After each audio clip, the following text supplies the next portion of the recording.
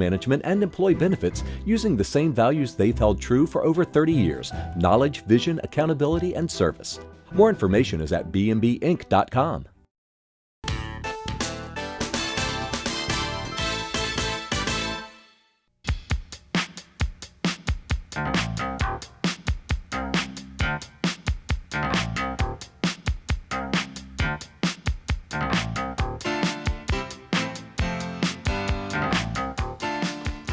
Hello, I'm Marcia Cavanaugh. Thanks so much for joining us. Well, some Louisiana industries have been experiencing Christmas all year long in terms of industrial tax exemptions.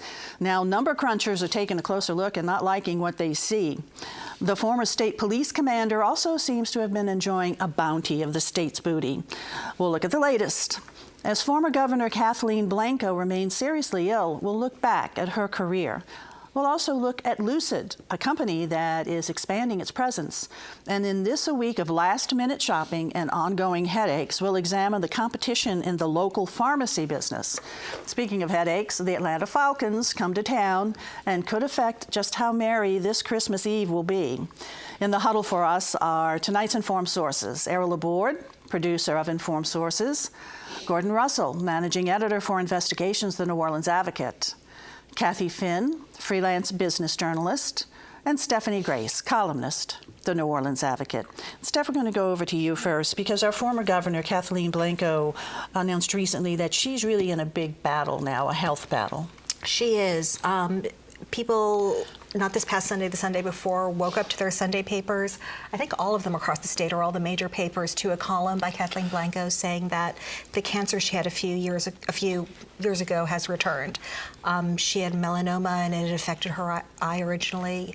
She was hoping she would be one of the people who had good news, and she got bad news that it's in her liver now, and it's a tough fight. She explained that there's no known cure for this type of cancer, but they're going to throw everything they can at it, and she basically wanted to say,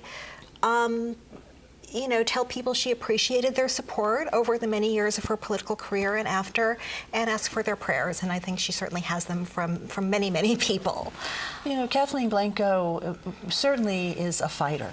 She's she never is. been known to back off, but she's also always done the fighting in a very gracious way. She is, and again, this was such a gracious note to people, to her former constituents. But, she is such a fighter, and I think this is part of, people will look back on her kindly, I believe, and her tenure will be, history will remember her well. I've kind of thought that for a long time, and I think we are seeing it happening already. She, of course, got dealt a very tough blow with Katrina. She'd been in office a year and a half when Katrina struck. Things were going well. She had done various things. She created the Recovery School District. She was popular, and Katrina hit, and it was more than anybody could have handled, certainly. And there was a narrative that formed in the years since that perhaps she wasn't up to the task. And I think for a number of reasons. One is, she was shell-shocked those first few days. Everybody was. One is that there was some real politics going on right after that. It was such a failure, such an embarrassment to everybody, that the finger pointing started very quickly. And if you talk to some of the people who worked for her, they will tell you, whispers started coming out of Washington, out of City Hall here, Ray Nagin's administration, whose fault various things were, and she made a decision not to participate in that. She really felt like people were suffering, and that was her obligation. And she probably suffered for it. Certainly it was the, humane thing to do, but she did have a tough ride politically. If you'll remember back then, it's almost kind of hard to remember how popular Bobby Jindal was at the time. She had defeated him for governor, and there were a lot of people saying, well, what if we had had somebody like him? Would things have gone better? People even said if we had Edmund Edwards, because, maybe he would have taken a cut, but he would have gotten things going. That was a famous James Gill column. Was it? Called 10% graft line item. There you go. And then, of course, she was up against a very unfriendly Congress. Louisiana, was a Republican Congress. Mississippi had a Republican governor and, Republican administration, of course. And the chairman of the Appropriations Committee was from Mississippi. So Louisiana really did not get its proportional share of the aid. But when you talk about her being a fighter, I will say, she never let up. She went back to Washington and back, and they armed themselves with statistics.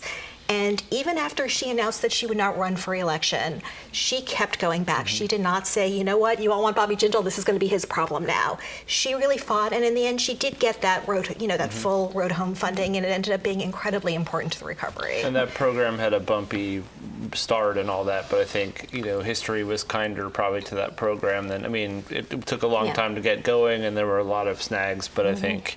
And no one had ever done anything like this Right. before. There was no real blueprint for that, and I Right. think over the long haul, it mostly worked. And there were, there was concern that it's Louisiana, there would be fraud and there would be problems. So, maybe they were too careful. They kind of, made it too hard for people to get money. Or remember when people had to be fingerprinted? That was humiliating for people. But it was the aim was to show that she was being a good steward of the federal money. Well, Kathleen Blanco was certainly a woman of Louisiana. Yes. From Southwest Louisiana, right? Where was she? Cajun. She's Yep. Who's had some family losses. She lost a son, which I know is a heartache. Yes, she lost a son in an industrial accident. About 19, she has 5 surviving children and a whole slew of grandchildren, and I know she's spending the holidays with them. And a beautiful family. She was also instrumental in getting the Superdome back in working order after Katrina, which was a huge thing for the city. And in fact, in keeping the Saints in New Orleans. She when Tom was, and Benson it was going. controversial at the time. Remember, people said, why are you focusing on the Saints when people are out of their homes? Yeah. It ended up being a hugely important decision. She went and out on a limb to do that. She gets a lot of credit for that. Well, we do send. An important political moment was when she ran and ultimately she defeated Bobby Jindal. I think that was, and there was a debate, and the candidates were asked about a tough moment they had in their life. Yeah. And she mentioned about the son who was killed in an industrial accident, and there was just a heartbreaking sob when she said it, which I think was very heartfelt, and I think that a lot of people didn't even know about that incident, and so I think that it had an endearing quality to it.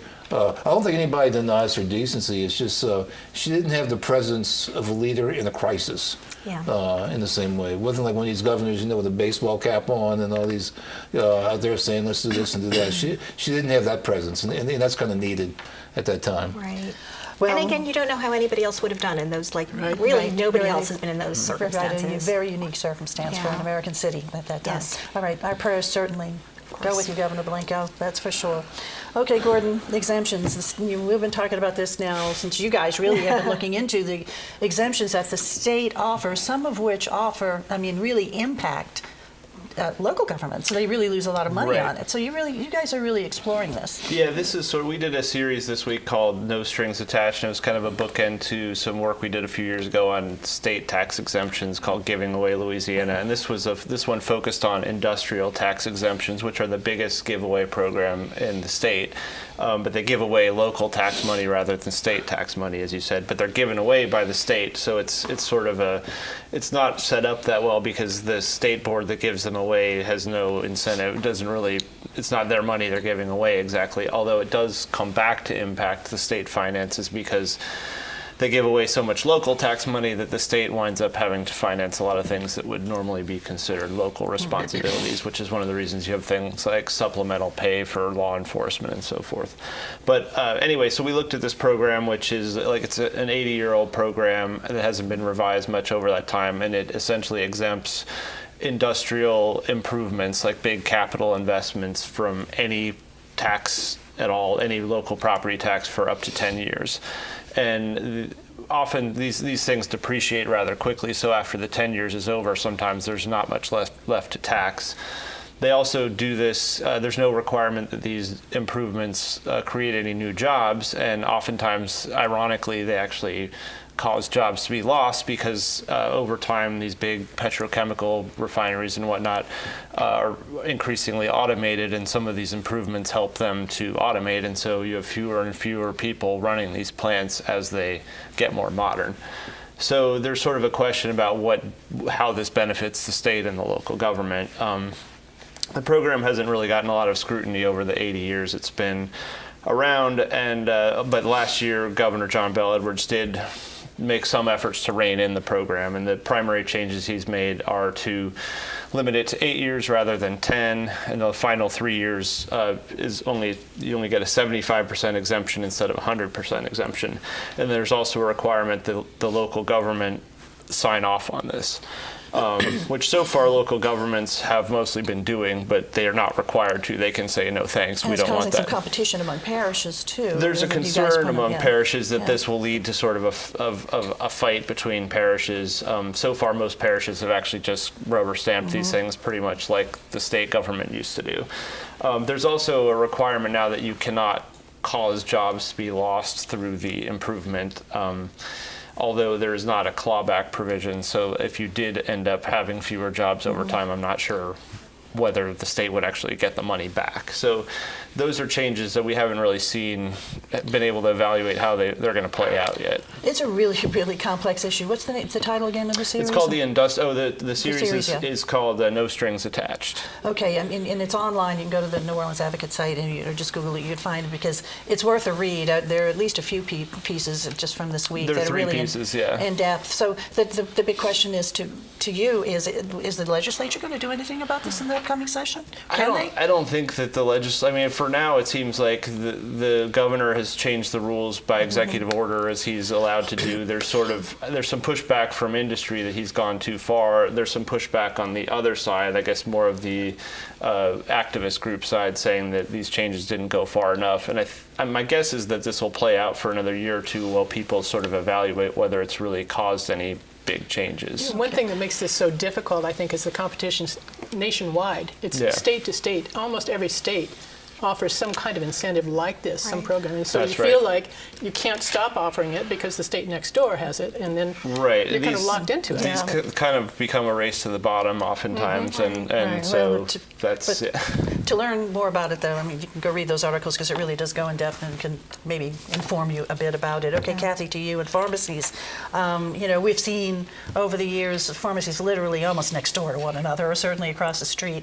Are we starting to see some consolidation and changes in this? Well, it's been going on for drugstore. some time, but the consolidation has really reached a peak just in recent months when we saw that Walgreens is buying half of Rite Aid. And actually, Walgreens wanted to buy all of Rite Aid and they offered $17 billion or something like that for it. But the federal regulator stepped in and antitrust and said, no, we're not going to let you do that, because if we do that, the nation will end up with really just 2 national pharmacy chains. It's going to be Walgreens and CVS, which is the real giant. And so they wanted to keep a piece of Rite Aid active, so as half the company will continue to operate. I think the story for locals is not so much what happens to your Walgreens store and your Rite Aid. I mean, some of those Rite Aids may change to Walgreens. We don't know that yet. It's too early to say.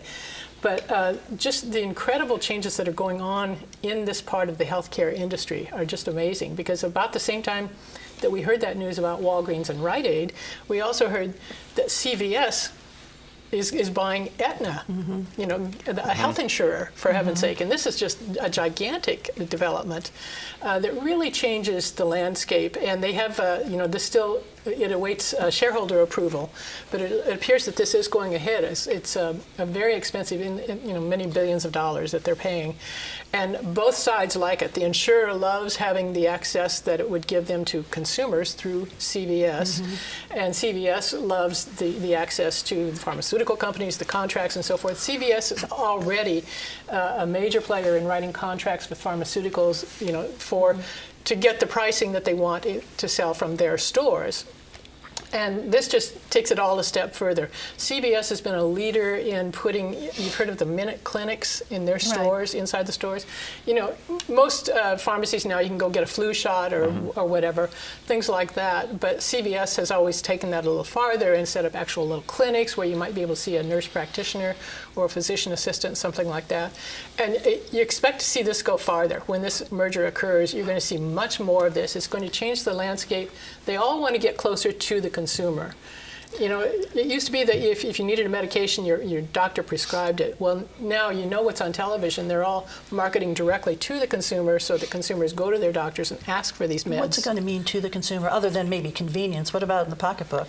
Well, that remains to be seen. It can kind of go either way or both ways. I think I think it could be better in terms of once this merger occurs and you see more of this kind of thing happening, there's going to be more primary care delivered at a kind of retail level where you walk in and you're not going to your doctor, you're not even going to your primary care clinic or whatever, but maybe you're going to CVS for some basic kinds of care that you can't get there right now. I think that'll develop in that way. That should keep people out of hospitals and out of more intensive care situations. So that should be good. On the other hand, they're going to probably end up with more price control. So it won't necessarily lower prices. Doesn't necessarily mean that you're going for to pay medicine. less. Yeah. Did you? The other thing that CVS wants to get closer to is Walgreens. Wherever there's a Walgreens, you can count on the CVS. For sure, and that's been happening for some time. But I think is that a good business strategy, or would it be better to build your business where there's not competition next door? Well, look what it's done for McDonald's and Burger King and all of them. They're all right and block apart usually. So I guess it's a usually opens a strategy. block from another coffee shop. I think one thing you might see is, as this develops, is that things like co-pays will go away because the insurer will be tied up so closely with the deliverer of the primary care that they'll come to other arrangements. That doesn't mean it's going to be cheaper necessarily. All right, Kathy, thanks. Well, it'll be interesting to see how It all is of this moves interesting. along. Gordon, back over to you, and our former state police superintendent. More news about him this week. Yeah, the plot kind of continues to thicken around him. We've had this audit release that was very critical that suggested said he was taking all manner of freebies, everything from free dog walking to free housing, to using the state police as a chauffeuring service for his family, and so on. One of the interesting developments in this audit, which was finally released publicly, is that they went after him for the use of this house at the state police compound, which is, it's a fairly nice house, and he didn't own another residence, and he moved his whole family into it. And the auditors are saying this was a taxable benefit, should have been considered a taxable benefit, that had a value of about $430,000, which is a lot of money. He was there for 9 years. John Kennedy, the senator who may be running for governor, may not be running for governor, has come out and said the state should go after him for these back taxes and so forth. It's kind of opened up an interesting Pandora's box because you have a number of other state employees who get some kind of housing benefit, and it raises this question about, well, does this apply to everybody else who's getting that too? And you've got everybody from prison wardens to correctional workers who live on the grounds at Angola. You've got university presidents. You've got lots of other faculty at universities. There's a lieutenant governor has a residence. There's a whole array of people who get some kind of housing benefit from the state, and it's not clear that this seems like it should all be worked out, and in some cases it is. But it turns out there's some differences in whether you're required to live there, whether you maintain a second residence. There are a lot of factors at play. And it's interesting. The governor had his year-end press conference this week, and he said he's very concerned with some things in the audit, but that in particular, he said, I asked Mike Edmondson to live there. He was already living there when he worked for Bobby Jindal. Timmy Teeple, the former chief of staff, had given him permission. It was an interesting comment because Mike Edmondson didn't tell the auditors that the governor had asked him to live there. Now, Timmy Teeple, the chief of staff for Bobby Jindal, who had originally authorized this arrangement, Timmy Teeple claimed that he authorized this arrangement, although the auditors have said they're not sure if the governor's chief of staff was really in a position to do that, and even if he did authorize it, perhaps it still should have been a taxable benefit. Had other police superintendents lived there? Not in the same way. I think this thing had typically been used. This particular house was built, I think, not long before Mike Edmondson became superintendent. But there was a notion that you would have a place to stay, but this was the first time that someone used it as their primary residence and moved their family in and didn't maintain a separate residence, which I think is one of the ways in which, for tax reasons, maybe this becomes viewed differently by the government. And again, Governor Edwards said this week that, the idea was to have somebody there in an emergency, like the morning that Yes, those in costs Baton were Rouge. shot, Yeah. where it was important to have them there. So it's interesting. There's a policy angle to this too. And the current superintendent who replaced Mike Edmondson is living there some of the time, but I think he's from northern Louisiana and I believe maintains a residence there as well, which kind of is a different scenario. Okay, Gordon. I guess we'll be hearing about more of this there I in think the we'll be months to dealing come with too. this story for a while. Yes. All right, Kathy, back over to you. An expansion of a homegrown business. Lucid. Yes, we've talked, we heard a lot of news in recent months about DXC coming into this company coming into town, a technology company, and that with a promise of a couple of thousand jobs over a 5-year period, and that was indeed huge news. But it kind of, what gets lost is some of the companies that are also doing well that were already here. And one that is doing particularly well is called Lucid. And it is this started out its life not that long ago. A guy named Patrick Comer is the founder of this company, and he started it as, the original name was Federated Sample, which is like just about as clunky as you can do. But what they do, it has to do with survey work, and thus calling it sample. It's making the quality of survey results better, and including polling and that sort of thing, or it could be marketing surveys. And this is, a very niche kind of technology, but he's done really well with it and found a market for it. And he renamed the company Lucid. I think it was after some of the investors put money in and said, let's not call this Federated Sample. But so it's done really well, and just in the past year, they landed expansion capital to the tune of $60 million. That's a good infusion. Now, that's very unusual in New Orleans, and it's not local money. It's coming from outside. And there was some talk at the time that people were afraid, well, he's going to move the company out of New Orleans, because that often does happen when you land capital from the East Coast or West Coast. The investors want the company closer, physically closer to where they can keep an eye on it and meet with the founders and so forth. But Patrick has not done that, and in fact, we recently found that he is moving the company into the space in One Canal Place that's being vacated by NOLA Media Group. And so he's taking over 2 floors, and he's done really well. He has an office in London and an office in New Delhi. He doesn't have a lot of employees, as is often the case with technology companies. Not a lot of employees necessarily, although I think he has over 100 employees total in those 3 offices. Most of those are in New Orleans, maybe 70 to 80 people, and he'll probably be expanding some. But he's in several dozen countries, rather, I think now, and I think he wants to expand it even broader internationally. When did the company begin? Do you remember? You're testing me It's there. a post-Katrina I think it's. company? Oh yeah, I think it was definitely probably like 2006 or 7. Okay. And it might even have been 2008. So it's been a fast grower. Very but it's fast just grower, that's what happens sometimes. These things click. They've got a good niche. They've got something. They found a need and they know how to market it. And that's what's happening with this company. So it's great news too. That is. That's really great news. And, congratulations to them, and all best of luck. Right. And as they continue to expand. Indeed. Also, talking about luck, Errol, we're going to talk about good luck, because David Hammer warned us last week. We cannot, as he said, put the mouth on the Saints. Or perhaps it's a skill. really important game this Or week. perhaps skill. If you look at the Saints Atlanta game 2 weeks ago, which everybody did, and despite that the Saints were penalized so often, they had so many injuries, they almost won. It came down to the last play of the game almost in Atlanta, and really, they had everything going against them. So that's encouraging. Both the Saints and Atlanta this past weekend played inferior teams. They had a tough time with them. The Saints against the Jets and Atlanta against Tampa Bay. The big advantage, though, is that Atlanta played Monday night, whereas the Saints played Sunday. So we have an extra day's rest, and then plus Atlanta's got to fly over here, and so we're here waiting for them.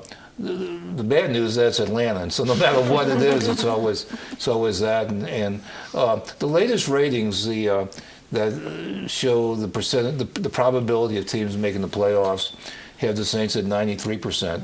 Unfortunately, they have Atlanta like at 92% and Carolina at 91%. And so teams within their division, which used to be regarded as like the weakest division in the NFL, and now it's perhaps the strongest division in the NFL. It is possible that the Saints won't make the playoffs. If they lose this week, if they lose against Tampa Bay, and depending who else wins, it could be that they'll be squeezed out. But the probability is that is that they will make it. You know, the worst is a wild card team with games on the road, but this game's going to be decisive. This game's going to really be important, and it's unfortunate. I feel bad that it's on Christmas Eve, okay? Because one, it's going to totally affect the entire Christmas Eve. I mean, people may as well think ahead and get used to it. Christmas Eve is going to be different this year, and especially if they lose, which is going to be like Christmas Eve night, all right? No, we're not even thinking of that.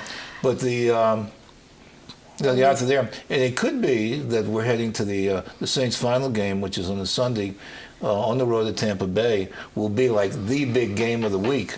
That week, and it could be have a lot of implications into who makes the playoffs and who doesn't. And could affect New Year's Eve, because that would be that day. Yeah. Yes. The beginning of our new year, definitely. Yeah. But I mean, Errol, like you said, the Falcons, they're playing Monday night, so they'll be tired. Yeah, they played this past Monday night. This past Monday night. And it was a tough game. I mean, yeah. they really had a tough game. So At least we won't be 7-9 this year. yeah. So. That's already decided. But also, the Falcons are going to have to play in the Dome. And they're coming here to New Orleans. They're playing in the Dome. I mean, you can never discount the fact that the Dome is going to be filled with loud hoodats. Yeah, no, that hasn't stopped them from losing in the past. Okay, I know. I made a big statement, but this year it might be different. They've done better this year in the home games. Yeah. You know. So, but even after this game, we're not really sure that the Saints would be in the playoffs. No, When but will we know? I mean, overall, the chances If we are win good. this okay? game, I think we're in the playoffs. I don't think there's any way we're not in the playoffs. I think if they win this game, it's pretty much a cinch, all right. But then after that, it's going to depend. You get into all these kind of crazy permutations. If so and so beats so and so, then when you get into all that. I mean, the scenario is that the two wildcard teams are from this Right, division. that's a very likely scenario. Yeah. I remember one year was the last game of the season for the Saints to get into the playoffs. Atlanta would have to beat whoever they were playing. So we were faced with a situation of having to pull for Atlanta, okay, so that the Saints can get into the playoffs. Okay. It's Christmas Eve. They need to win. It's a perfect day for them to have a winning performance. All right. Time to look ahead. Well, speaking of football, this is the peak of the bowl season. Of all the bowl games this year, the Sugar Bowl has the most important game, and that's Alabama and Clemson as part of with the mouth of the finals for the national championship. The other two teams are Georgia and Oklahoma. But the winner of the Sugar Bowl is going to be the team that's going to go on to Atlanta, where the championship game is played, and it's going to be the one that's going to the national championship. Gordon. Well, right after the new year, we'll be looking at January 3rd will be the date of this crucial hearing right now it's before Judge Lori White, I believe, on the whether to quash the subpoenas that the Attorney General has requested into LaToya Cantrell's bank records. Right now, the case is before Judge White, but that's on appeal as well. If you saw that in the paper today, currently that's been upheld and she's in charge, but it's being appealed by the Attorney General to the Supreme Court. Okay, we'll try to follow that one. All right, thank you. Kathy. The next few days will tell us how retail sales will be this year versus last year. The analysts were predicting maybe a 3 to 4% increase this year over last year, and it's so far reports are that it's playing out. But you've got 2 more days to get out there and support the companies. Count down to Christmas. Looking ahead to actually January 19th, Governor Edwards has given legislators a deadline to come up with a plan. Here we are back at the fiscal cliff. Remember that sales tax is going to expire, and they need to replace about $1 billion. And if they don't have a plan by January 19th, he says he won't call a special session in February. It's all going to go to June, down to the wire again. All right. So look forward to that next year. Exactly. All right, guys. Thanks a lot for being here. Thank you all for joining us. Have a very, very Merry Christmas. We'll see you again next week for Informed Sources. Have a good evening. The firm of Bowen, McLeod & Britt helps both large corporations and small businesses with insurance, risk management, and employee benefits using the same values they've held true for over 30 years: knowledge, vision, accountability, and service. More information is at bmbinc.com.